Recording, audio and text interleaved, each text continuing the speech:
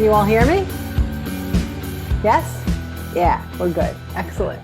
Good. Glad to hear it. Okay, so I overwhelmed you with homework. I know it, right? You were overwhelmed a little bit. It was a lot of homework.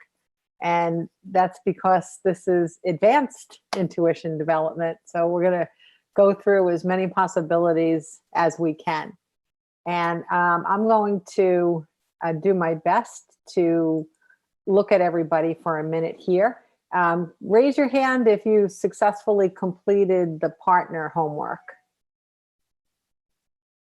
Oh, good. That's a fantastic show. That's fantastic. I know it was a little bit hard to kind of get together with people, and everybody has busy schedules, but that's really fantastic. Also, just really want you to make the most use of the chat room tonight, because as I say certain things and ask for certain examples, the more benefit that we'll get will come from everybody sharing, because you're always going to come into everything with your perspective. Part of being able to do this together is that you get to share what other people had happen. And that's how you get little hints of like, oh, that happened to me, and I didn't even realize that was something. So you get to benefit from other people's experience. So share in the chat room as much as possible. What I'll do tonight is I will give you any parts of the messages that you can benefit from if some people are saying something that worked for them as we go along, or telling little stories of how something emerged from their homework. Because then you have a chance to look at it and then get even more ideas if you miss something, misreading something or hearing something tonight. The other thing I was thinking about, intuition development, it's an ongoing process. It's not something that you master and then you move on to something else and now intuition is 100% going by itself. It's something that you just kind of grow the way you would with athletics or art or anything that you were interested in. It's a process. And when you put attention into it or focus into it, it grows and grows.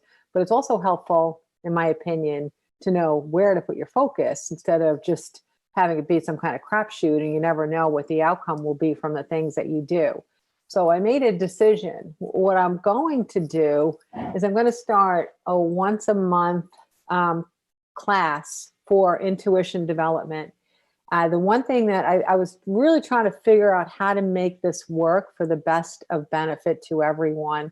And the one thing that I realized will be helpful is if we make it once a month, but you register a month in advance before the previous class, then we can work with partners and then you can get the benefit of the ongoing homework.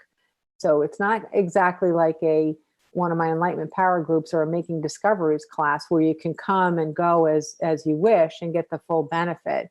Intuition development, there's far greater benefit when you're working with people and sharing and swapping stories and doing exercises and homework and so on.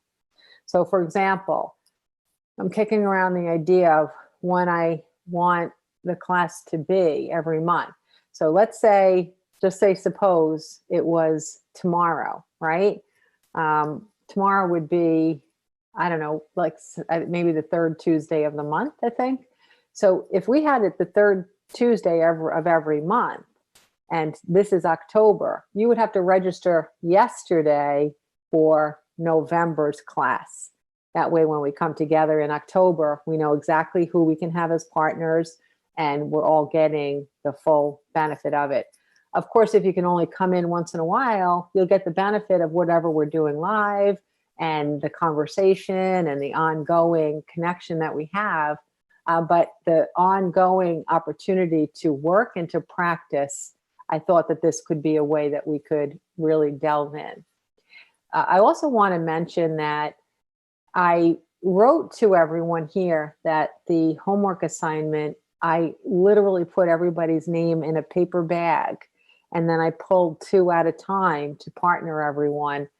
And I oftentimes do that if I don't want to be involved. I don't want my logic in it. I want the universe to do its thing, and I don't want to intercede. What was really remarkable about that was some of the feedback that I got about who somebody was as a partner to someone else. Like there were some really interesting, remarkable connections. Maybe someone shy being with someone more outgoing. One case, it was two people who had conflicting plans last month. So neither one were on the class. So they both got the homework assignments and they were partners with one another, but they both missed the class. So that made them feel a little bit more level. And there was a bunch of stuff that happened like that. And as you know, we're sorting through what everybody's questions are, I can't help but note once again that here's the reason why we're developing our intuition, because this magnificent partner is there to help us and support us all the time. And our intuition is the way that we tap into it and we get that resource. It's free, it's limitless, it's going to be there for every minute of your life. And intuition is the pathway to grab hold of it and make it something that makes your life easier. So I thought it was kind of interesting that that concept was punctuated just simply by looking at what the pairings were, with me pulling names out of a hat. And thank you for that private message. You know who you are, but that's a really great message. Thank you. Okay. First thing I want to talk about is the structure of the homework assignment and why it was structured the way it is, what you weren't told already. Number one, the partner was selected for you rather than you choosing your own. Part of the reason was your guides were preferring that you didn't know the backstory too significantly of the person who would be your partner. Because intuition is not logic, it's not memory, it's not reasoning. It's actually the opposite of all of those things. So the best way to eliminate the temptation to use what you know about someone to fill in the gaps is to not know anything about anyone. It actually makes it a little bit more difficult to do assignments when you're not that familiar with another person, because there are aspects of intuition that are present all the time when you're with someone, even things that have nothing to do with logic or details like knowing their birthday or how many kids there are. But there are just some essences of things that you get from somebody intuitively, not even including the facts of their life. So if you're working with someone that you don't know as well, it does make it even more of a pure intuition that's at play with very little that can intercede or move you along. Think of it as like if it were a science experiment. And I actually think that developing intuition is science. I don't think of it as anything more than science. If you were in a science lab, this would be the equivalent of a blind study, right? So you can't have the means to get the answer. You have to actually do the work and tap into intuition to be able to guide yourself to a choice. So what I'd like you to do is just in the chat room, knowing that there were 5 possible answers that you could have hit the nail on the head with, everybody just kind of type in a number of how many out of 5 you actually got. I don't like the word correct because that implies that otherwise you were wrong, because there's definitely variations of correctness, but how many? Because if you got more than 0 or 1, I have to tell you that that's going to be even a surprise to me. And the reason I'm telling you this right now is because the goal was not to get 4 or 5. The goal was not even to get 3. The goal was to realistically make an attempt at this, even if the answers came out to be 0 or 1. Now I'm scrolling through. Okay, we got a lot of 1s and 0s. See, doesn't that make you feel better, everyone? And anyone who said 2 so far is saying 2-ish. So they're kind of stretching to get that last one in there, which I love. Oh, we have a 3. We have a 3. Okay. Oh, Michelle. Where is Michelle? I got to look at her face. Where is she? 4? It was easy. It was because it was like a logical thing. Oh, it my was gosh. More like a logical story than intuition. You okay. Know what I'm saying? It was like, yeah. I can fill in the blanks. Okay. All right. That's really sweet of you to say that instead of going, true. yeah, me, yeah, me, yeah, me. I'm better than you all. No. Okay. That's interesting. Very interesting. All right. Good. Oh, if you don't mind me mentioning it, Michelle and Silent Partner, Michelle, your partnership is the only one that I let someone select, because when I got the email from someone, there was a request, and I said, you know what? They requested it. I don't think they know each other that well, so let's just go ahead if it gives them a level of comfort. So that makes this even more interesting, doesn't it? That you're the one that got the 4. Derek, 1.5. Are you sure it wasn't 1.47, Derek? Where's your face? I got to find your face over here. Derek, are you on? Go back, go back, go back. Well, I can't see you. I don't know where you are. I'm going to say it was probably a 1.47, Derek, but that's just my intuition talking. 1.5. I love those halves. Ooh, Margaret, 4 to 5. Also very, very intense. That's amazing. Really amazing. Kelly Burney too. That's good. I think a solid 2 is mind-blowing. Sorry, no face, Derek. All right. Well, I'll picture you in my mind as I'm telling you, you got a 1.47 and not a 1.5.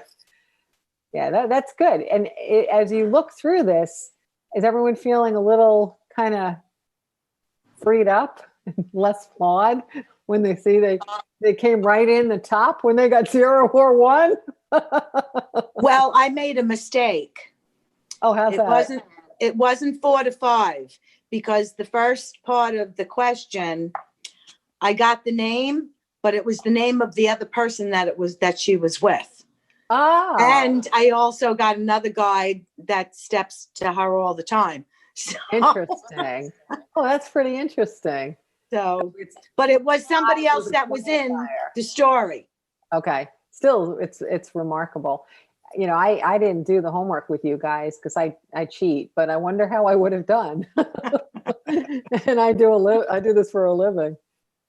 Sue, I heard them talking about the Northern Lights. How's Norway? You loving it? I love it there. You really got the view tonight too. Clear sky and those lights are shimmering. It looks really good. But thank you, Margaret. That helped.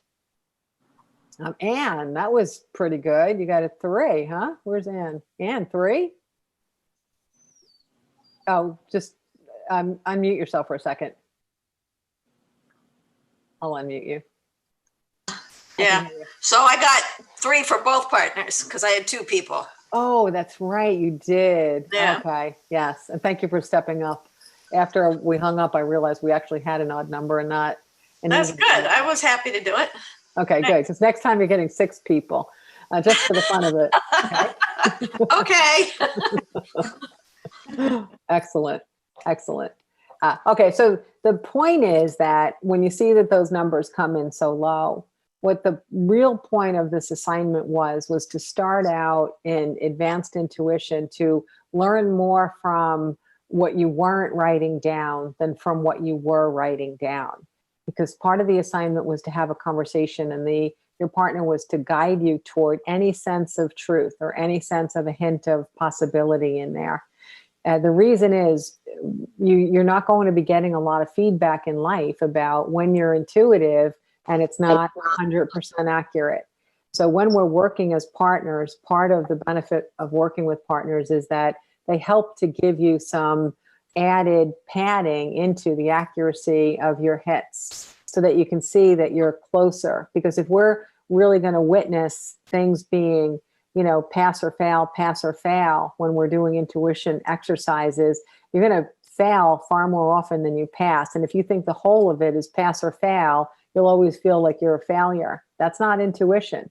Intuition does have gradients. It has ways of giving you information that might not necessarily pinpoint something like the spelling of a name, but it could be scooping you into an arena, into an area, into a concept, into an idea.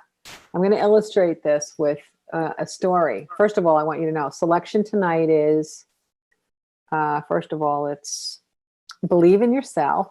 And tonight I'm drinking hot barley, chicory, rye, and sweet beets. Okay, that's what I'm drinking. Oh, and I put pumpkin spice in it. Pumpkin spice. You shake it, right? Okay, so that's what I'm drinking. It's really good. No caffeine, all organic. Mm, I love it. Okay, so I'll give you an example. So when I was a little newer at this, it was at the stage where I felt compelled to do mediumship because that's what people wanted. And that was my only real explanation for what intuition was.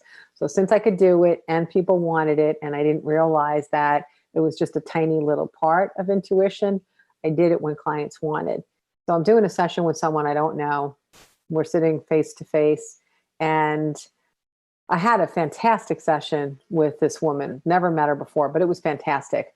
I had brought in her father and gave so many pieces of evidence that it was, in fact, her father. So at the end, because she had such a great experience connecting with him, I decided that for my benefit, I was going to want to try to figure out his name, because I seem to not be able to intuit names as accurately as I can intuit all this other information that I get. So, so I go out intuitively and I grab a name, and the name that I came up with was Russell. And she's like, "Ooh, you weren't kidding. You are bad at this." She's like, "No, they don't have a letter in common. They don't sound alike. They don't look alike. They're not on the same plane. You are wrong." And I'm like, "All right, well, I just figured we'd, see how I did, or maybe I could learn from this." So I said, "By the way, what was his name?" And she said his name was Duke. And I'm like, "Yeah." I said, "Well, you think that it was a miss, but let me tell you something." All of a sudden, I realized how intuition works, because Duke was the brother of my first boyfriend and the only Duke I'd ever known in my entire life. And my first boyfriend's name was Russell. So what you get to see is the magic. Like, your guides are in there, like with a game of operation, and they're poking around in your vast resources of memories, just trying to make you pull up something that is the answer. So it was almost like they got there, they got to the Russell, which you got to admit, that's pretty damn good, right? But I didn't have enough experience or know how to really figure out intuition yet to go from Russell to Duke. That was my frame of reference, designed to bring me into a memory. So this is the reason that we're using partners, is because if you're not doing this outwardly with people who are giving you feedback on a regular basis, you're going to tend to think you're not good at this, when in fact you could be quite good. Okay. And you could be advancing, but you're going to think maybe you're shrinking. So we want feedback that's helpful to you, not feedback that's going to make you feel like you're in with a group of people that exceed your capability and you're out of it. And the other thing is, when we do this monthly class, we're going to have a big variety of opportunity to practice, because most people, they excel at certain skill sets where the others they may be a little bit weaker in to begin with, and vice versa. So you and your partner could do 2 exercises in a night, and one can hit like the 50% mark in one and 0 on the other, while you're hitting 0 on one and 50% on the other. So part of this is even exploring what sensory evidence works for us, that we're best able to receive, dial into, and capture. So that's part of what this is all about as well. Okay. If anybody would like to share a story, a meaningful happening in your shared homework story, just type it into the chat room right now, and I'll unmute you, and I would love to hear your story. If your partner wants to chime in and you say, "I'd like to share a story," we can unmute all of us at the same time and listen to your story together. So if not, the other person doesn't have to chime in, and we can just unmute you, and you can tell what happened. Even if it's only meaningful for you, like I said, shared stories is the way that we're going to grow. Okay. And I'll keep my eye on that. I don't have anybody here yet that would like to share a story, but I'll keep my eye on it. Next, you also had homework of writing down your dreams, quieting your mind, and writing down the good ideas that pop into your head. So one person wrote, I was most blown away by the instant connection to my partner. That's pretty exciting. I like that.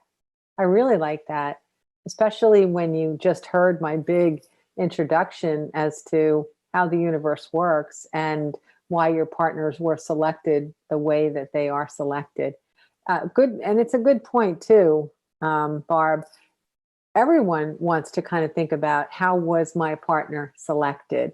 It's an interesting concept to see how the universe interceded in there without us needing to manipulate it. Oh, we got another one of those. Another, me too, about my partner. And my partner and I have a lot of hobbies in common. This is really quite interesting. Okay. Oh, Tamia, you were Bob's partner and you had the instinct. This is so cool. See, this is the kind of thing that I love. I'm going to go back to Margaret. Yes, please unmute yourself for a moment and let's hear your story. Oh, you told me your story. It's a funny one. It is. Share. It is very, very much so. So anyway, so I had this dream that I was walking down a street. It looked like Manhattan, but it could have been any big city. And I was being passed by all men. And so I didn't think anything of it. Then my husband passed me by. I didn't know him. And then a woman passes me and she says, dicks. They're all dicks. So, and then I woke up. The next night, I had a dream where I was looking for somebody and it was all men again. But also the next day, I got in my email feed 4 emails from people that had the name Dick in their names. And since then, I've been getting 2, Dick Sporting Good and Dickard, every single day. So I'm like, they're trying to tell me something. That's funny. I like that. That's really funny. One of the cool aspects of that, and I think you and I talked about this when you told me the story, but make no mistake, guides have senses of humor. Oh, yeah. And if we could have one fraction of the sense of humor that guides have, I honestly think that the whole world would just be a happier place. They actually taught me how to have more of a sense of humor, because I think when you go through life and it's a challenging life and a challenging childhood, one of the first things to dissolve is your sense of humor, because honestly, the world is just not that funny. Right. Things Right. are hard. And then when I did learn how to reconnect with guides and I had conversations with them, they were by far much funnier than me, but they helped me to lighten up. They helped me to ease up. They helped me to see the funny in everything, and also to see that you could have a lighthearted sense of humor or a lighthearted perspective, and that didn't make you any less caring or any less compassionate or Right. any less thoughtful. And that was a big win for me, to not have to kind of partner seriousness with concern, because seriousness and concern are things that we link as humans. They're not necessarily an indication of one or the other. Okay, that was a good story though. But yes, as your intuition develops more and more, you're going to see the wonderful sense of humor that guides have. Okay. All right, so let's get back to the other 3 homework assignments.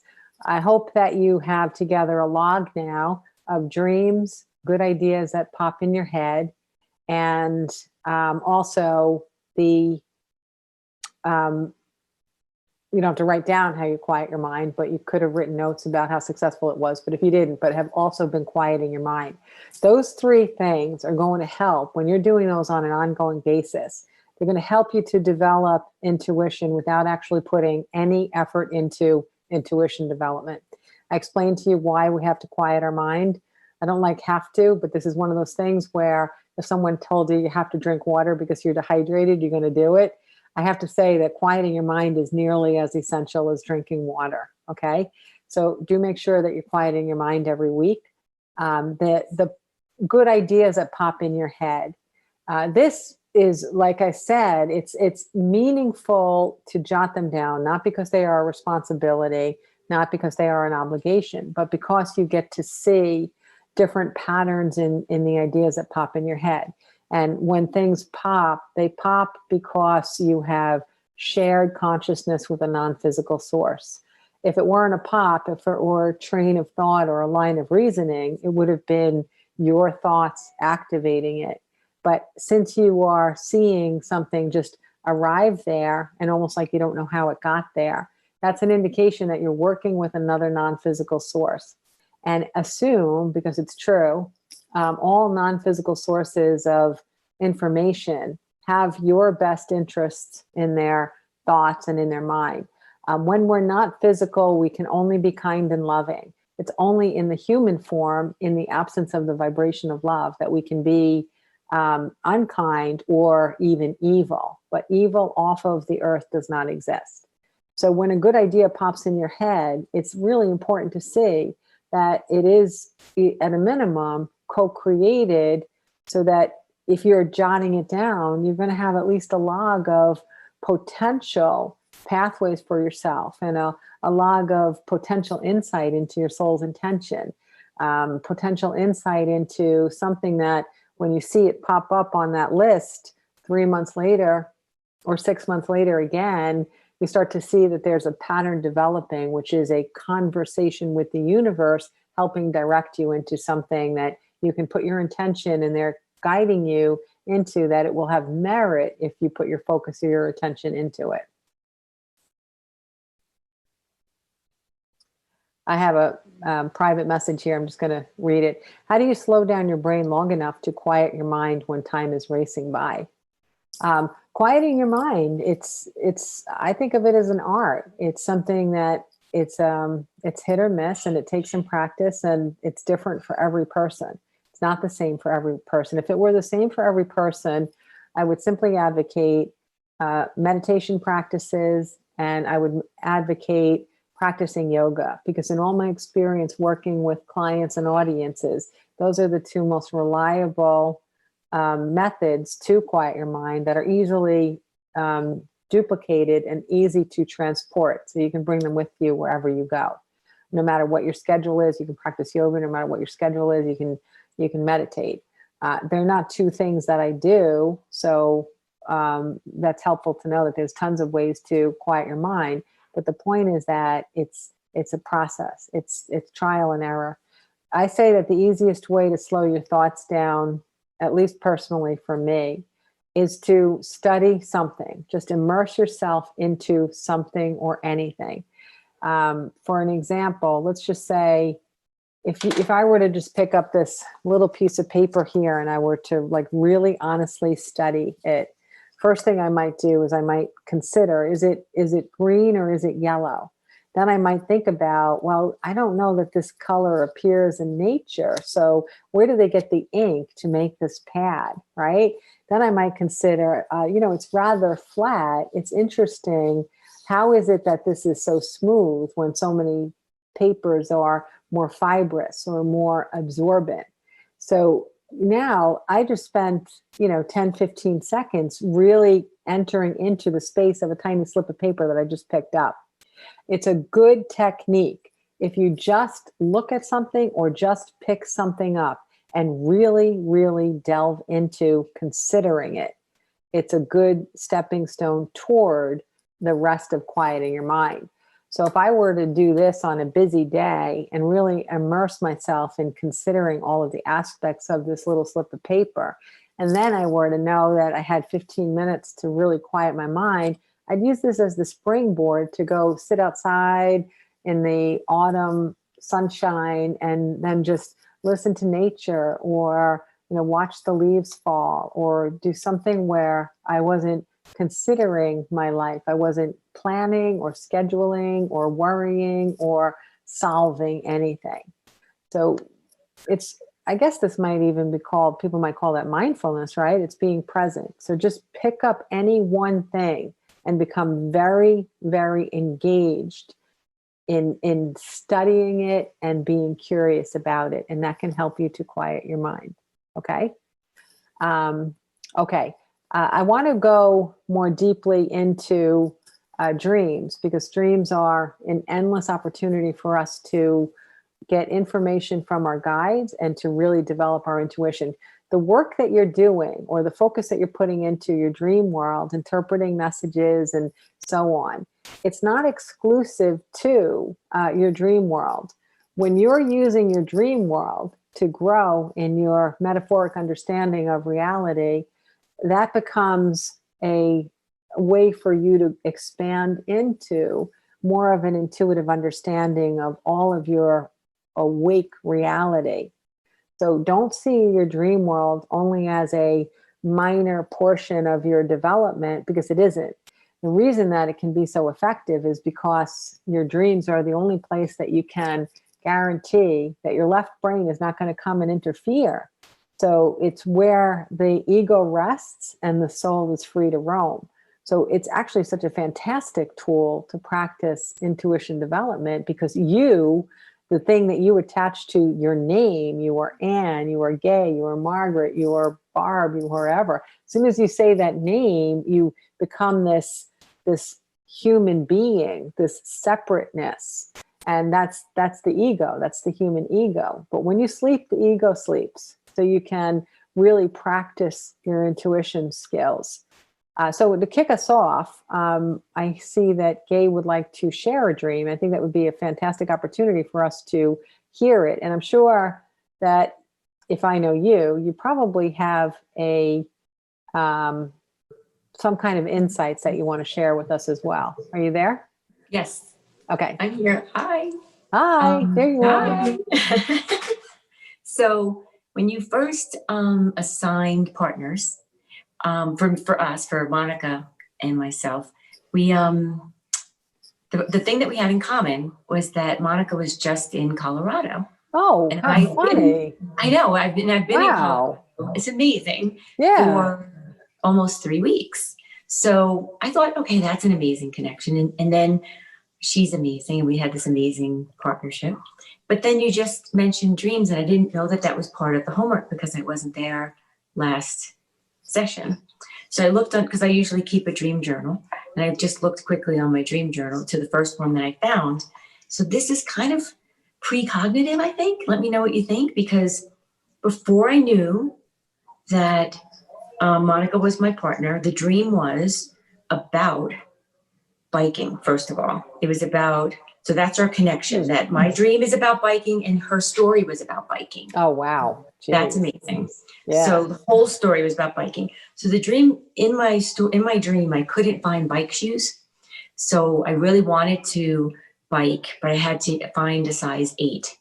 So who did I go to, though, was my friend Lauren. And the one person in real life that I was comparing to Monica is my one artist friend, because Monica's an artist. So Lauren, it was almost as if there was I don't know, the fact that Lauren's there, who I kind of relate Monica to. And I was trying to get into an artist's brain when I was doing the exercise and trying to fill in the 5 words. So I don't know, I just felt like that was a huge connection, that there was biking, Lauren helping me, and that I'm now Monica's partner. Absolutely. Absolutely. You know, it's all, and that was before Yeah. I even knew I had to write down dreams. I don't know. It just feels really connected. Yes. Yes. You know, That's absolutely precognitive. And let me explain even what precognitive means, because even that we have a little bit of a limit on what we think it means. Okay. We see time as linear. That's the way we're taught to view it. As a matter of fact, our whole lives we're learning through school about the timeline, right? And we designate everything on a timeline. So in our view, time is linear. But what actually happens is, this is the best explanation I have gotten for time from guides. What it actually is it's not linear, it's actually spherical. And okay, so in the sphere of time, any particular moment that we're looking at is a dot in the sphere, okay?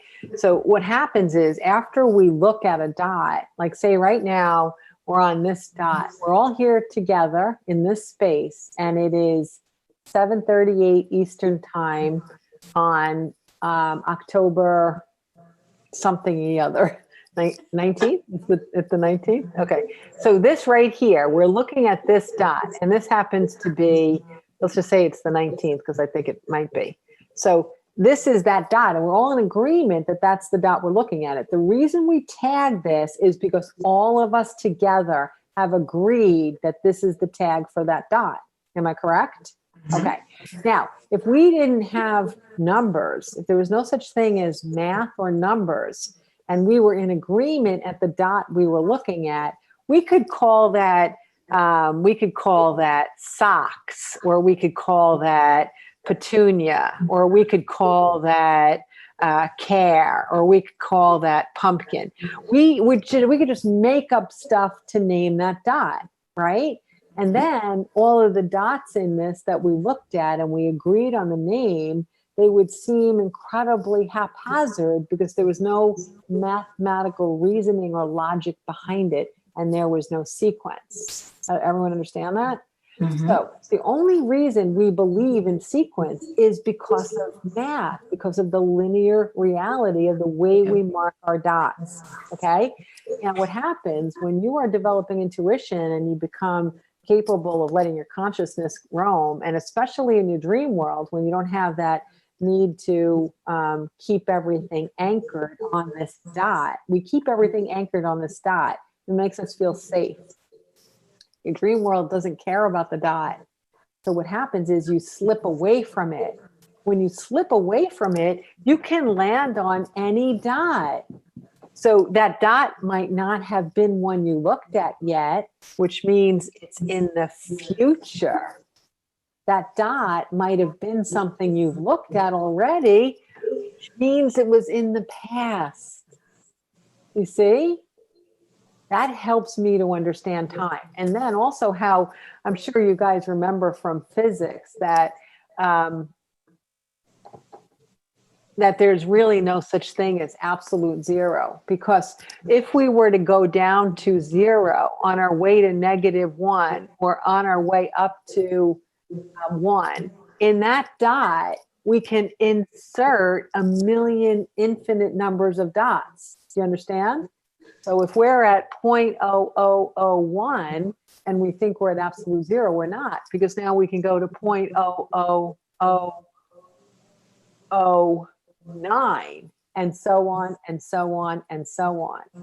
So not only do the dots, are they insignificant, it only matters how we name them or tag them, but the dots are infinite. So you can go into dots you've looked at, and you can go into dots you've never looked at before in your entire life. So when my consciousness journeys to a place in human history where I did not live, I'm in a dot that I'm looking at for the very first time in this year. You follow me? So here's, you're launching me to a different thought, Bloom, but I'm not done with you. So the thought that I want to make sure that I say is, one of the great things about dreams, and this is fantastic for intuition development, if you dream of something other than you in the dots from your birth to today. So those are a lot of dots, right? From your birth through today is you. It means you're in this gender, you are this name, you were born in a religion, or you were born in a community, you were born to a family. There are certain factual parameters that you have experienced from birth till now. If you dream of something where you are seeing through the lens of your eyes and it doesn't fall within those dots, you have left this earth life. You are experiencing a dot that you did not have in this lifetime. So you've either moved forward in the timeline, you moved backward in the timeline, you could have gone into another realm, you could have gone into a past life, You could have gone into someone else's past life. You could have gone into someone's future life. And that's exciting, because if you ever note yourself as someone completely different than you are today, and you feel you're being that character, like a character in a play, you are experiencing your own past life. And that's a really interesting way to open up that aspect of intuition development, is beginning to receive past life memories. All right. When we have our once a month intuition call, when we do this class, one of the things I'm going to do, which I think will be a fun part of it, is whoever it's on that night, I'm going to read people, and we'll use it illustratively. Not only will I read them to show them intuition, but then we're going to peel back the curtain, and I'm going to tell you how I got what I got. And we'll use those readings as launch pads for our own homework assignments. Okay. So we'll be learning in real time, and I'll tell you and share with you the things that I'm experiencing when I get them. So now with this illustration, Bloom, back to you.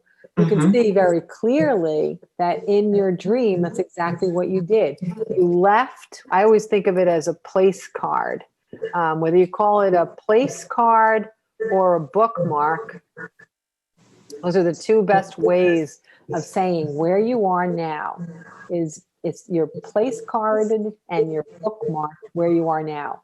In your dream, you slipped out of it. It was not relevant, so you were able to skirt around with no left brain telling you that that's not possible. Okay. And not only did you do it, but you did it really well, because it was incredibly accurate, incredibly accurate. Thank you for sharing. And yeah, it is funny, because I can't remember if it was this class, but Monica was sharing a lot about how immersed she is in the bike world right now. So I just wanted to reiterate to everybody here that your take in your dream world was really on point and so specific. So specific.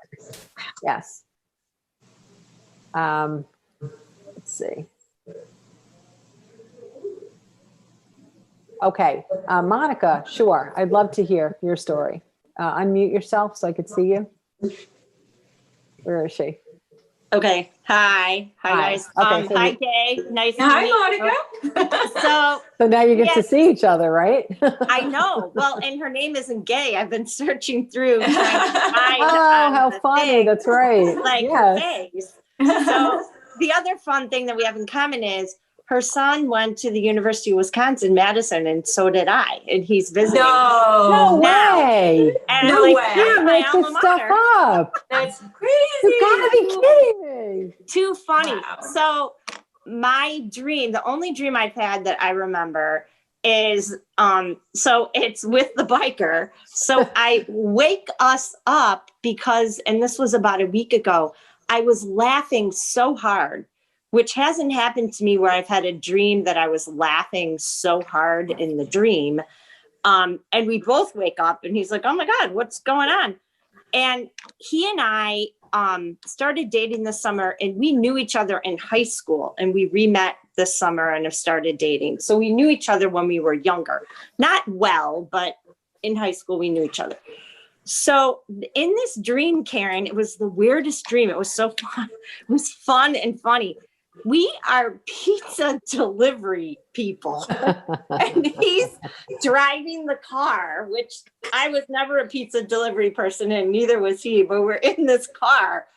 In this little car, it's like a Domino. It's not Domino's, but it's kind of like that. Yeah. He's driving, and I run the pizzas up to the house, and the pizzas aren't correct for the people, and we're laughing. And he's like, okay, well, don't tell him it doesn't have pepperoni on it. And I run it up, and we're kind of like in high school, but we are young and old at the same time. Like, we both know, like, we're having so much fun, but it's weird because we're like young fun and we're 50 something fun, like at the same time, which is very strange that we Yes. are kind of, I we aren't understand. really an age. Yeah, so you're toggling back and forth and time has no relevancy. It's almost as if you're trying to sort out, how do I put an image to wrap the soul? It was really weird. I mean, that was my takeaway of it. I have no idea what any of it means. He's like, what does the pizza mean? I'm like, I don't know. We both like pizza. but it was the weirdest, funniest thing about, doing this little pizza delivery job. And that's really there was interesting. Kind of like no time and no age to the whole thing. Yes. Yes. It reminds me of how, did you ever bump into someone that you hadn't seen in a really, really long time, like decades? And your first reaction is like, wow, that person got old, right?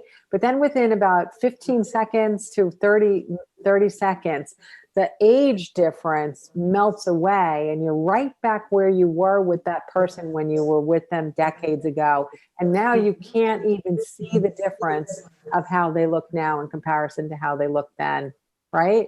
Yeah. It's the same thing. It's that we're stepping out of the illusion of marking where we believe we should be, okay? I now step out of where we are marked frequently. On a regular basis, I step out of it. That's how I get the information. A little interesting insight is that if someone is experiencing someone they know who has mental illness, part of one of the things that mental illness is, and I don't even like that term, but it gives us a unifying conversation to focus on the same topic. But what it is that if you are having an incredibly challenging period in life, one of the things that we want to try to do is anchor ourselves back to our eternal wisdom and unconditional love, right? So if you think of it as that, if we have two halves of the brain and the, just for argument's sake, let's say that the left brain is logic, right? And the right brain is everything else, our return to our eternal self. One of the challenges, if a person is experiencing an episode of, mental instability or fogginess or anything like that, they're trying to get back to the center of love. So as they're pushing their way out into that corridor to get that source of unconditional love that they're not getting from the planet, that they're not getting from Earth, what happens is they will often lose their place, that place card that tells them where they are and who they are. That's why sometimes the stories don't seem to make sense, or they don't seem to understand linear perceptions of reality. They don't necessarily speak in terms of the future and the past in ways that we would meaningfully understand them.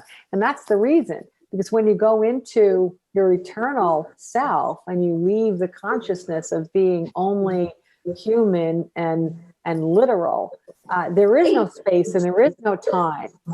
So if you are trying to tap into that source of unconditional love or some memory of unconditional love, you're going to have that possibility happening where everything you're saying about life is garbled because it's not measured out in sequence the way that we delineate everything.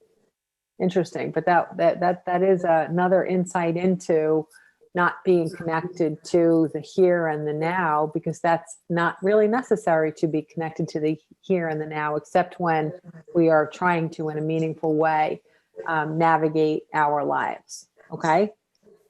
All right. So on an ongoing basis, I did have someone ask, how can I remember my dreams in a meaningful way if I haven't been able to? So I took the homework assignment seriously, and I put the journal by my bedside and had the pen there and everything, but then I just didn't remember anything. To recall your dreams, it does really depend on like who you live with and how much tolerance they might have for what I'm about to say next. But one of the really easy ways to start remembering your dreams is to set a gentle alarm in the beginning. Gentle alarm for like, say, 3 o'clock in the morning, a time that you might normally not wake up. Make it something gentle. Don't make it that thing you normally wake up to in the morning. We are Pavlovian. your morning alarm has some way that your body reacts with it. So choose something at 3 in the morning that doesn't sound like the wake up alarm in the morning, okay? And keep either a dim light on or no light. And again, have a pen and paper by your nightstand. And when you hear that alarm go off, try not to remember what day of the week it is. Try not to remember your name. Try not to remember anything. Try to train yourself to take your pen when the alarm goes off and just start to write on the piece of paper. Even if there's no light in the room, just try writing across the paper. So what you're doing is, if you stay in the state of consciousness of your dream world, the whole entirety of your dream world is available to you. But the second you move from the right brain, which connects you to your eternal self and your soul's travels, the second you move from your right brain to your left brain, which is the human self, the ego, the second that happens, your dream recall drops by 90%. And then each moment you become human, you drop more and more and more. Okay. We have tons and tons and tons of dreams every night. We all do. People who say they don't dream, it's not true. We all dream. It's just a matter of how much we can recall. Okay. I have, it's up there, I would get it for you, but I have these really cool light up pens. And in my intuition development classes, I give everybody a light up pen, and they just, it prevents them from turning on any light, which already makes you start to be human. You pick up the pen, you snap the bottom, there's a light on there, so you can start to write across the page and recall your dreams immediately. You don't have to do the 3 in the morning very long. I'd say 2 or 3 nights does the trick.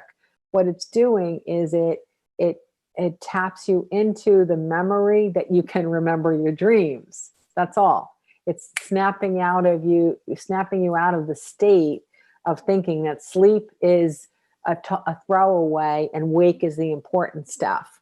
So as soon as you give yourself permission to recall a few nights in a row, all of a sudden your recall grows. The second suggestion that I give you is to give yourself a pre-sleep suggestion. So 1 is wake up and write.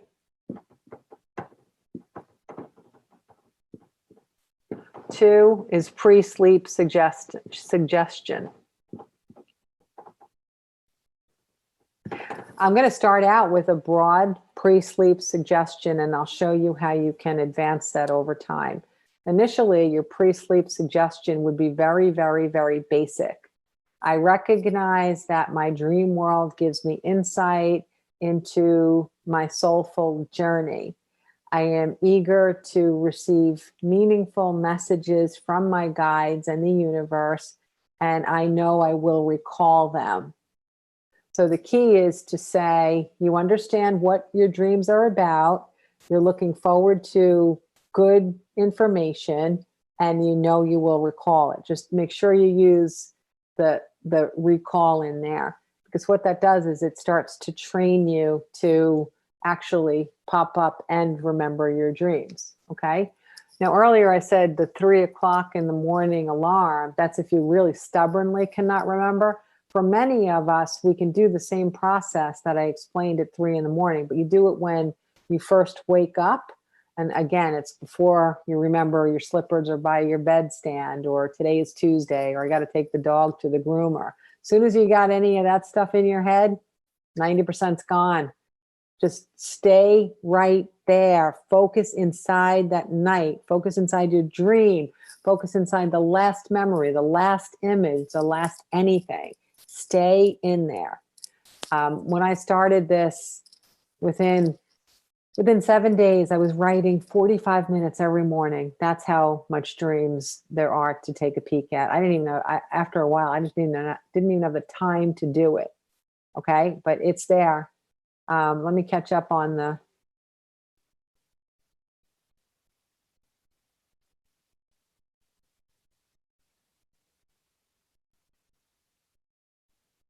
If the very moment you wake up, your brain has a specific pop idea that is a result of the dream. Oh, that's a very good question. She's saying that if I wake up and I have a pop, absolutely intuition. As a matter of fact, that's one of the coolest ways to get your pops, which is another good reason. I'm glad you brought that up. But that's one of the coolest reasons why keeping a book on your nightstand is so valuable. Because when you have no interference, your left brain's not overworking. Just think of this as your left brain is your guard dog, okay? And your guard dog is trained by someone other than you. That means that other people are telling your guard dog what to protect you from and what to be afraid of and what to watch out for. So if you have a guard dog living inside your head and that guard dog was trained by someone other than you, can you imagine how many missteps you're going to take if you let it do all of your protecting for you? You're going to miss out on a lot of great opportunities. So the way to get the guard dog back on your side is to keep it quiet and tell it can just go to sleep and rest, Give it a steak, throw it over to the corner, and then go about your business with your consciousness roaming around anywhere it wants to go. So a good idea that pops in your head is so meaningful early in the morning when you first wake up, because your guard dog has just slept for all the hours you slept. He or she forgot to wake up and tell you, no. Intuition isn't a thing. You are a human being. You are isolated. You are alone. You are finite. So the guard dog hasn't started blah, blah, blah, blah, blah at you yet. So you were like, oh, accidentally, the dog was still sleeping in late this morning and I got to get a pop. So yes, write that down. It's not the same as when your brain never stops thinking during the day. It's a wonderful opportunity.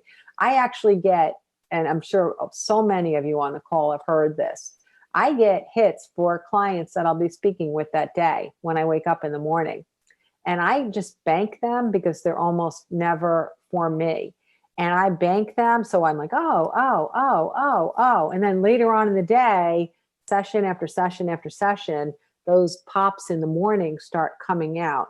And what's really good about it is oftentimes the pops that I get first thing in the morning, it's about a real concern that a client has. And when I'm able to tell them about the pop and what surrounded it early in the morning, it helps that client to recognize that they really don't have anything to be afraid of, because how else would I have gotten that pop this early in the morning that they are meaningfully connecting me to later on in the day, asking a question. So definitely pay attention to those pops. Thank you for that question.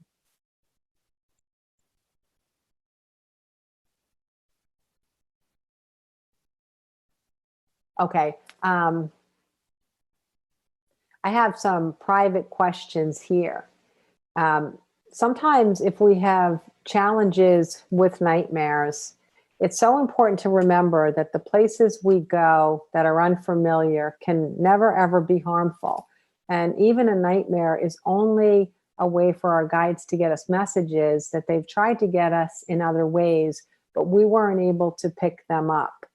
So even though those spaces might seem a little scary and we might wake up, with rapid breath or anything like that, it's just so important to remember that if you are woken up from a dream, it's simply because your guides want you to have the tools to interpret the message that they're giving you.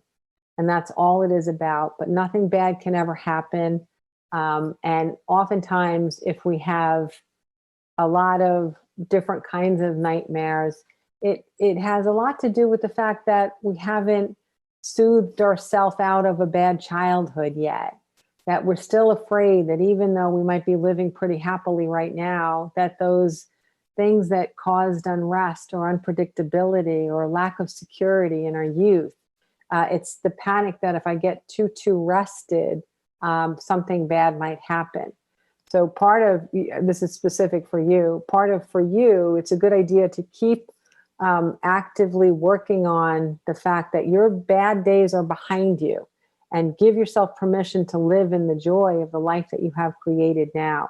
It's an ongoing process and it will help you to not resist the dream world, okay? Nothing can hurt you now. Nothing can hurt you now, okay? All right, so what we're going to do is we want to take a deeper look at dreams, and we're going to talk about how to interpret them.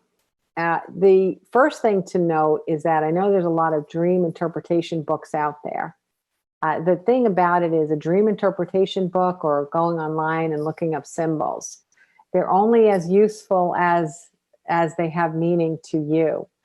In some cases, if you look for a symbol and you take to heart the description someone else has given to you for a symbol that's in your dream, it could actually bring you farther away from the correct interpretation than a meaningful one for you.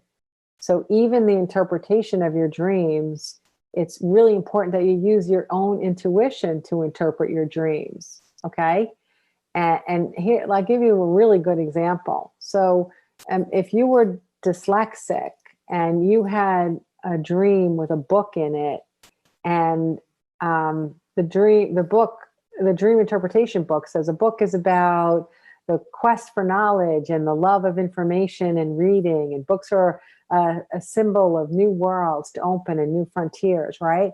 And if your relationship with books was that it was a freaking nightmare and no one diagnosed you and you went all the way through school thinking you were like the stupidest person on the planet, does that symbol help you interpret your dream?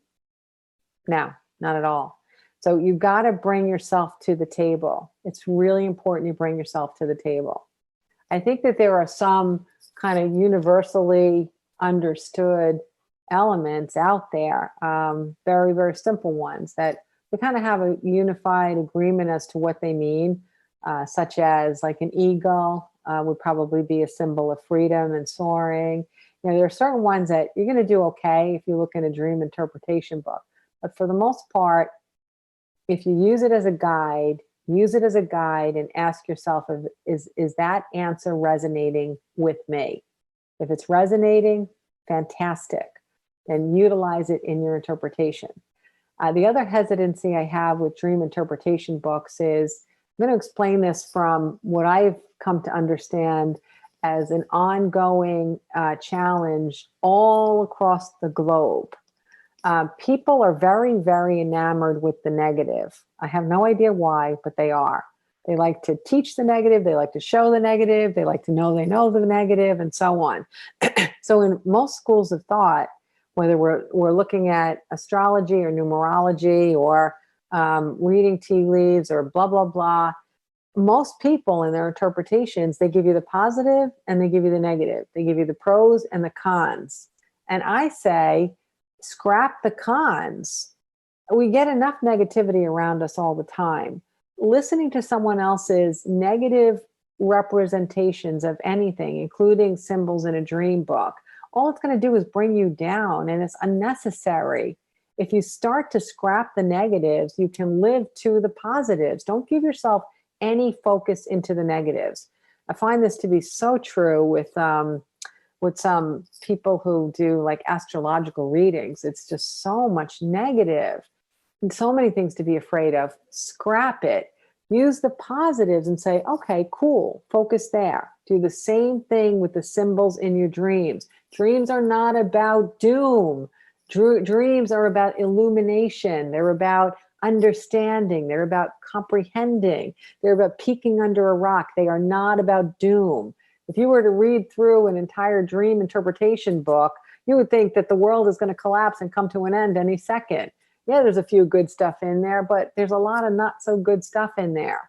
So that's my hesitancy with dream interpretation books. But if you can get past those two things, then yes, it can be an excellent guide to expand your thoughts about what something might particularly mean. Now, the other challenge with limiting yourself to dream interpretation books is that they tend to be filled with nouns. But most dreams are not just nouns. You might have, a squirrel and a tree and an earring and a bicycle, but you're also going to have a lot of action and feelings, and you're going to have a lot of dialogue, and you're going to have a lot of other characters in there. There's no one that can find a way to put in a book those elements. So one of the most important things to do when you're interpreting a dream is to jot down how you feel, jot down your feelings. Okay.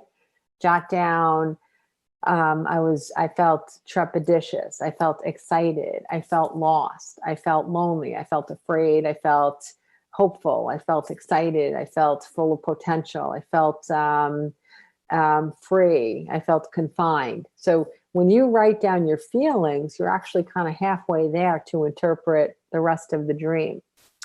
The next thing to remember is if there are people in your dream, there are several ways that people can come into your dream. Okay. One is a visit. Anyone who has had a visit in a dream knows beyond a shadow of a doubt what a visit is. A visit is a soul that you knew and loved that has literally just kind of knocked on your door and said, I'm here. And they're with you in your dream, and you know it's them. You know that you might even think, hey, wait a minute, I know you're dead. What are you doing here? You might even get that kind of feeling, but they're going to say something positive to you, or give you a hug, or give you a glance, or just you're going to feel embraced in their presence. The experience will be loving, and that is a visit. And no one on this planet can ever tell you that you were not with that soul. That's how irrefutable it is. A visit is a visit is a visit. If you've had one, you know it. Show me a raise of hands if you've had a visit in a dream. Let's see. Okay, we've had a lot of visits in dreams. Okay, fantastic. All right, wonderful. I'm going to put the suggestion out as you continue to advance. When you can eventually expand on the suggestion that you make pre-sleep, and we'll talk about this a little bit more. But one of the things that you can put in as a suggestion is to a particular soul who has passed. If you're having a challenge connecting them with them during the day, or getting a sign or feeling their presence, and that's making you sad, you can say in your pre-sleep state, after you've already done all this and you can recall your dreams, don't start out with this, please. It just makes it too heavy. But after all this is working effectively, you can say, hey, I would love for you to visit me in my dream, and I look forward to recalling our visit. Okay? I look forward to you visiting in my dream, and I so look forward to our connection. I look forward to recalling our connection. Okay? I look forward to recalling our connection. Okay? So don't think that a pre-sleep suggestion is a magic elixir. I've known people that gave us the same suggestion for 7 days, 10 days, 21 days, nothing happened. And all of a sudden, boom, there it was.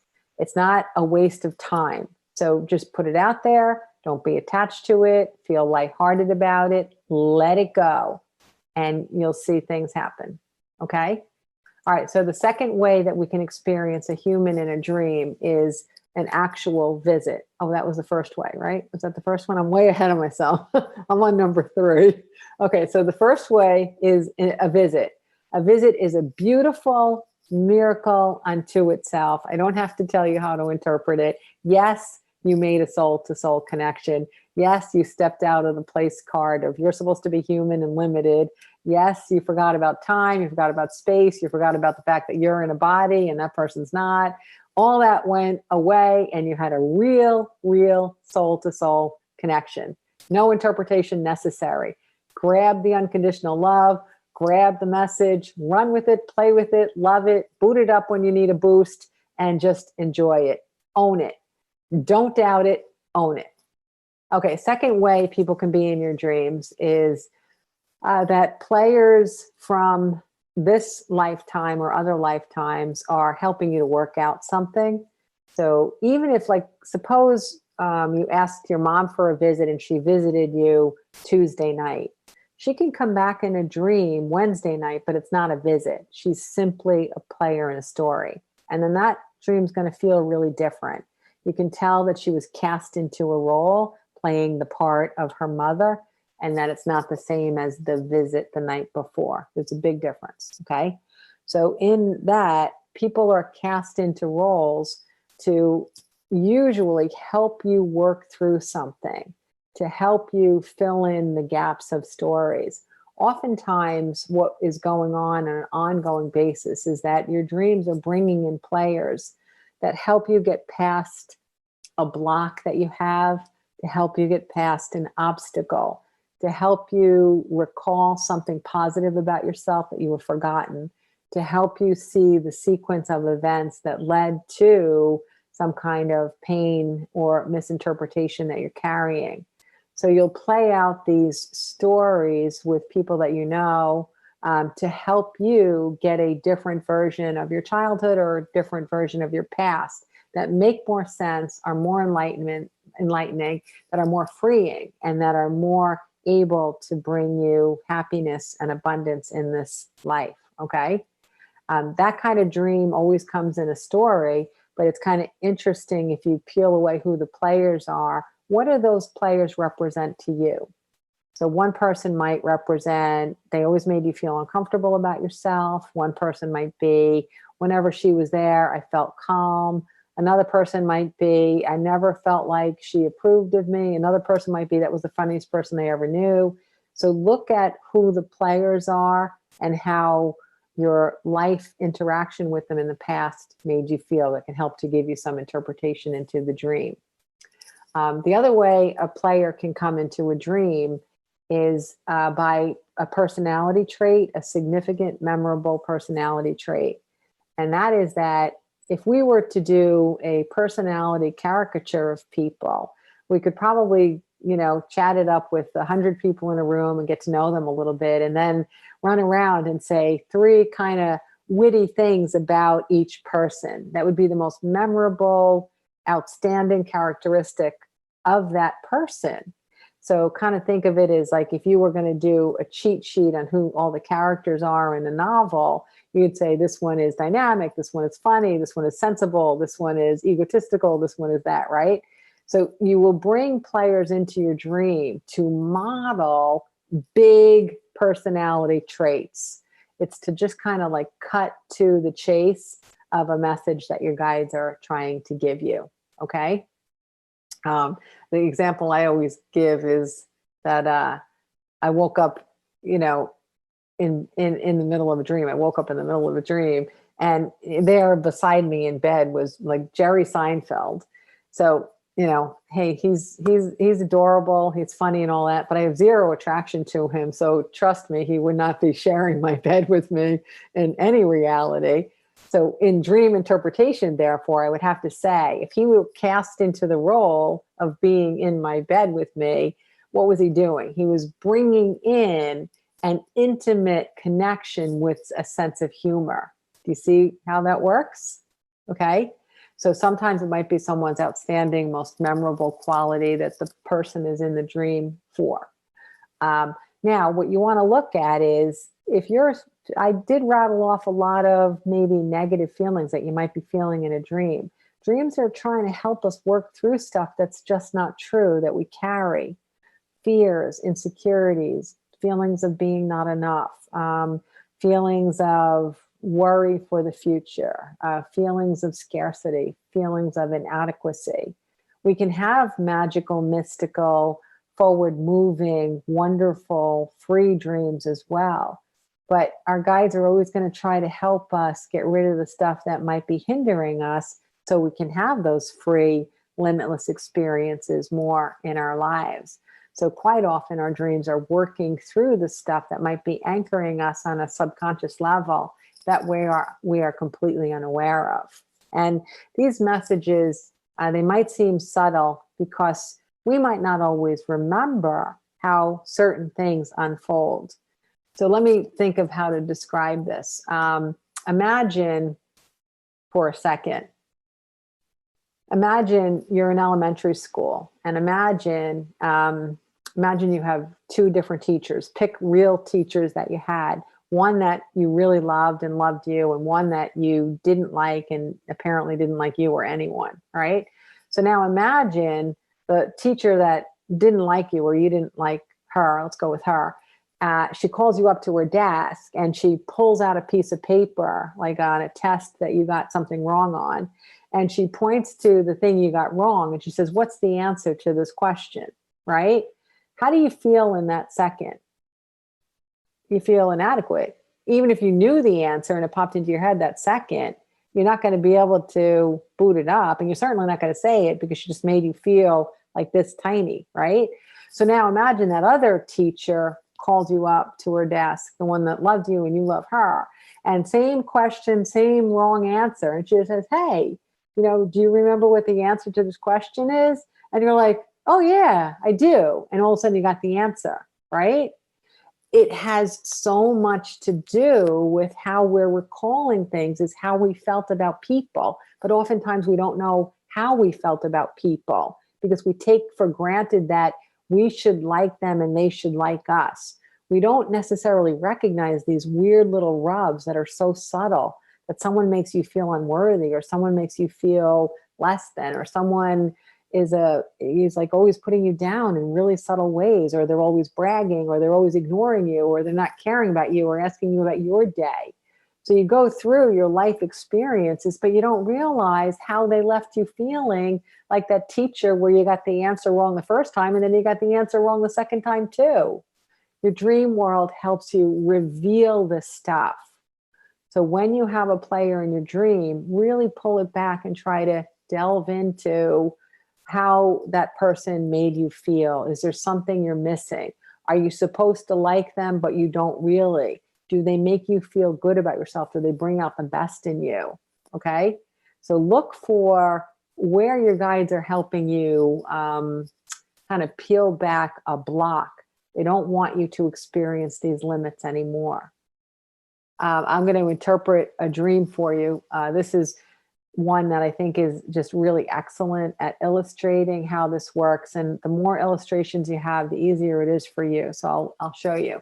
So the first time I started my dream log, I think I explained to you guys last time that there's an incredible rhythm in 21 days. 21 days. I don't know why. I don't know how to explain it. But in the rhythm of a 21-day window, there's like whole dreams over 21 days. Okay. So try to read in 21-day segments. And in that period of time, you might have a dream that comes in 4 pieces. And when you put them together, you start to connect themes. So I did this. And in my first segment of 21 days, I found 3 dreams that had the same exact theme. And the theme was that I arrived at some kind of big family reunion, at a big communal house or resort or something like that. And when I arrived, each time in the dream, before I went and said hello to everybody and kissed everybody hi, the first thing I did was I went to the buffet table. I think I probably arrived a little late and I was afraid there was going to be nothing left to eat. So what I would do in the dream is I would just fix a plate and then I would put the plate somewhere else over in the back. And then I would go and I would greet everybody. And as I'm reading my 21 days, and it's so interesting when you're writing your dreams down, I never even noticed that I dreamt like that on multiple occasions. And as I'm reading through this, I'm like, what the heck does that mean? There's something really significant about that. And that was my first window into seeing one of the effects that a minor detail in childhood had on me.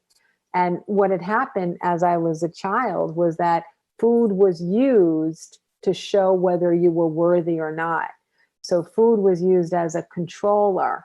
And so I remember, I know this is kind of weird, but we were not allowed to have grapes when we were kids. In the fruit department or the produce item, grapes were disproportionately expensive compared to apples or oranges. So when there were grapes in my house, my father was the only one that was allowed to eat the grapes. So that was just one tiny example.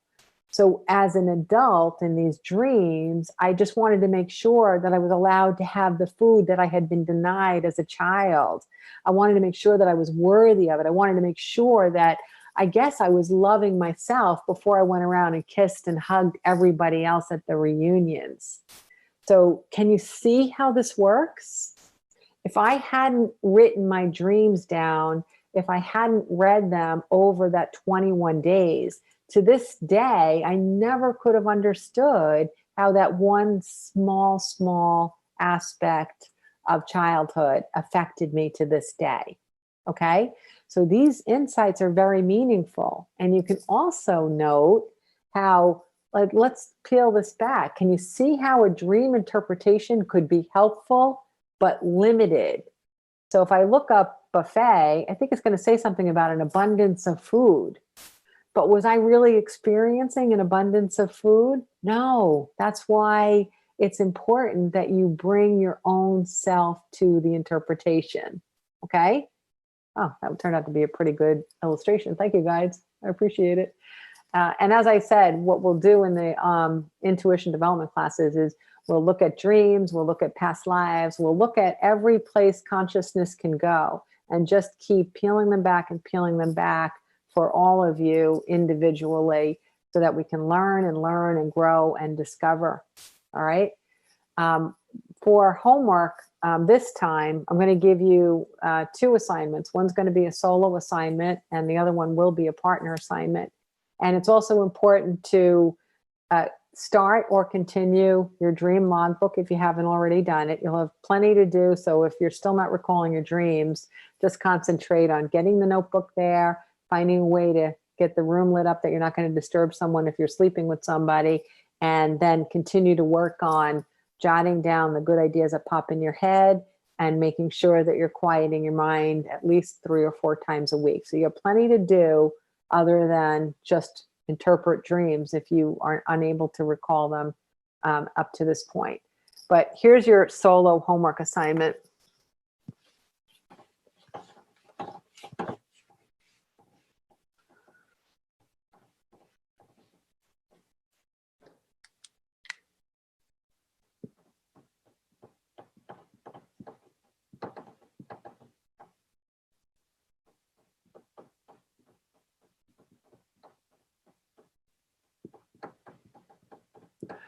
Want you to try to think of any moment in a dream that takes you outside of your birth to now moments. Okay. See if you can recall a time when you were a different gender, a different religion, a different skin color, living in an entirely different region, but you knew you were saturated in that region, immersed in it, and it wasn't just a vacation. Okay, so a different region. You had an unusual talent or skill that you are not adept in this lifetime. Anyone or anything around you was speaking what you could identify as a foreign language. You had a different sexuality. Anything like this that is different than you today is evidence of a past life, okay? So just try to sort through. I know that's a big thing to remember because so many of us don't remember our dreams. And then even going backward and trying to remember any of this in any dreams is kind of a tall order. But if you write down this on the top of a piece of paper in your logbook, even if you're not able to find any elements where this actually happened, what it will do for you is it acts as an intention so that if you are able to leave this place card and, you know, go back into a past life, from this moment on, you're basically giving your consciousness permission to do that, and you're giving your consciousness permission to remember it.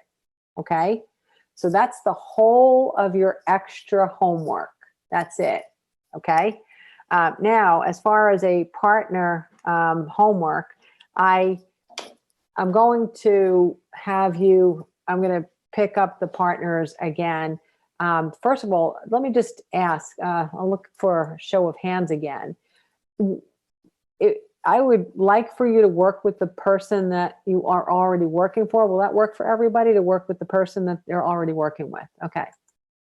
Okay. So we'll just keep it like that. If anyone has a problem, like they're not going to be on the next class or anything like that, you guys can just email me separately if you would like a different partner, or you want to shake things up, or you want some new insights, or you want an extra partner or anything like that, and I'll work that out for you. Okay.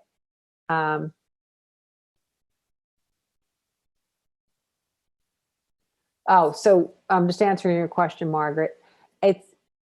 You're looking for the elements that take you out of anything that is in this lifetime. Okay. So yes, you are recalling a past or future life from that view. In your dream world, if you have any elements outside of the present you, then yes, you are having a past life recall or a future life recall. Okay. And it means you're in the dream, of course. So I'm saying you. We can have dreams where you don't even appear in your own dream. And that's a different story. Daydreams as well. You're way ahead of the advanced intuition development class, Margaret, but absolutely. If you have the capability of determining that you're having a past life recall during a daydream, hell yeah, jot it down and come and tell us about it. Absolutely, no doubt. All right, now your partner assignment. Up until this second of my life, I have absolutely no idea what it will be. But luckily, I'm not the one in charge, because if I were the one in charge, then I would have nothing to write here. So let me figure out what your guides would like you to do.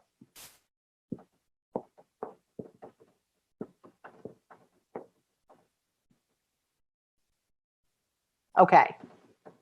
This is going to take a little bit more interaction than the last time. But I think that now that you know each other and you figured out each other's rhythm a little bit, it might be simpler. Okay. You are to partner A and partner B. Each of you try to think of a moment when you were stuck in life. Okay. Just a moment when you were stuck. Okay. Now, I want you to keep in your mind how you either got unstuck or you did not get unstuck. So you remained stuck or you are still stuck. The key is you're thinking of a time in your life when there was an obstacle. You couldn't move. You were stuck. You couldn't move forward. Okay? You don't even have to identify what you think caused you to be stuck, but just the fact that you were stuck. I'll give you an example. So you were, maybe 7 years into your career, people all around you were getting promoted and you were looked over for promotion over and over and over again. So you feel very stuck. Now, we don't want to hear that you got unstuck and how. We don't want to hear that you're still stuck. The only thing you're going to share with your partner is the stuck moment. Okay? Don't tell her or him that it was resolved. Don't tell him or her that it was unresolved. Just share the stuck moment and the parameters about it. Okay? It's stuck by nature, the word, it involves some emotion. We're looking to add an element of emotion into this. There are some times when people can be very factually intuitive about detail, and there are other people who excel at being emotionally intuitive. So what we're doing is the stories that we were telling, where you're filling in factual blanks, action, name, place, and so on. That was more of a fact-based intuitive exercise. This one is an emotional exercise. So we're going to see if this gives you more liberal opportunity to feel that you have a match. Now, you'll share your stuck stories with each other in the first interaction. In the second follow-up interaction, not immediately, but the second one, you're going to share suggestions to get unstuck. Okay?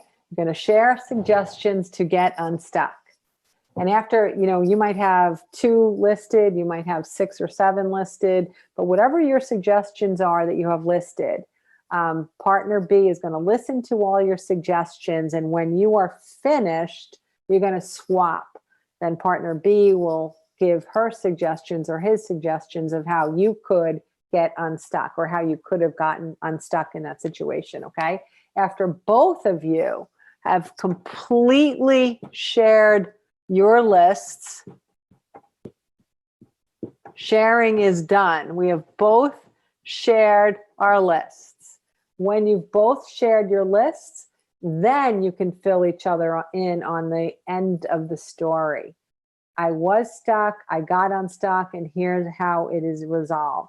I was stuck, I am stuck, or I was stuck and it never got resolved. At that point, you conclude, because after all of the intuitive swapping goes back and forth, that's when you want to give the details, not before both of you are finished sharing. Okay, does everybody understand the assignment? All right, I will put it out in an email as well. So those of you who are watching the video after tonight, but might not get to the very ending before the other person reaches out and contacts you, we can get a head start on the homework assignment, okay? Now, the thing about this that I want to share is the first time you communicate, you're going to tell what you were stuck about, okay? And then you're going to hang up. Now, here's the risk.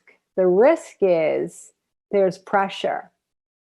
The pressure is you want to be helpful, you want to be right, you want to be advanced, you want to be intuitive, you want to be compassionate, you want to be of value.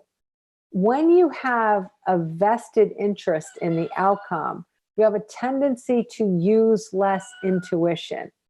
So what we're asking you to do here is to determine the difference between a pop and the satisfaction of the ego of wanting to be useful, the ego of wanting to be right, the ego of wanting to tell you, I think I know what the outcome was in your stuck situation. So the key here is to sense answers, to let them pop. So you might not have anything pop at all until 3 days after you find out what the person's story was, or they may pop right when you're on the phone, okay?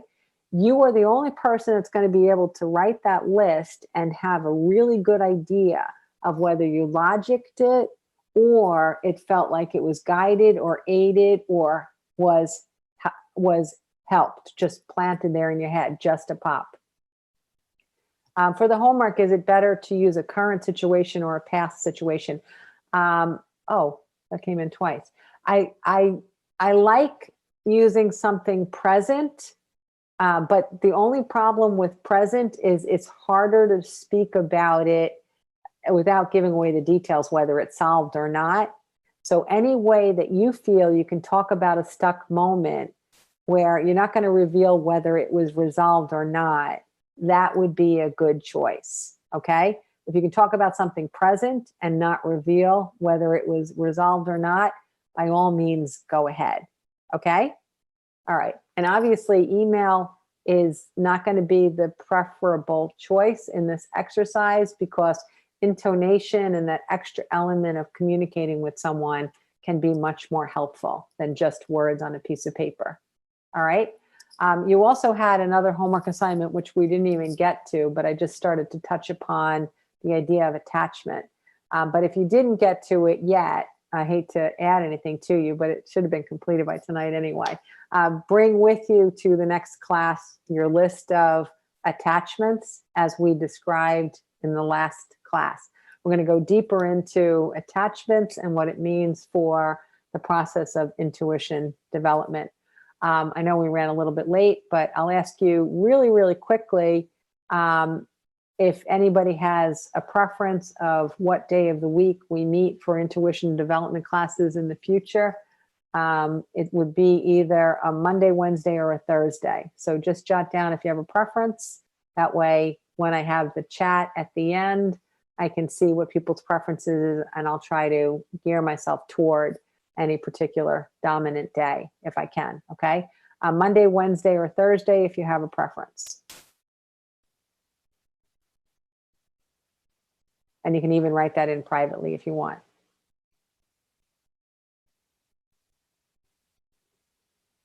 Okay, all right. Let me look at everybody's face because I really love to do that. Okay, wave hello. Oh my God, you guys are the best. This is the highlight of my experience, just to see all of you. That really, really, really is the highlight for me, is to see your faces. Absolutely love taking a second and looking at every one of you. It's heaven on earth. So thank you. And And you didn't hear me. I just talked about attachments. We're going to get to it. Just make sure that you bring your attachments list next time. And jot down again if you have any preferences, Monday, Wednesday, Thursday. And again, I have a lot of private messages in here. So you can write it privately if you prefer. You can write anything privately. I'll give you an extra minute to say what your preferences are. And I am going to say goodnight, everybody. And feel free to unmute when you say goodbye if you want to say goodnight.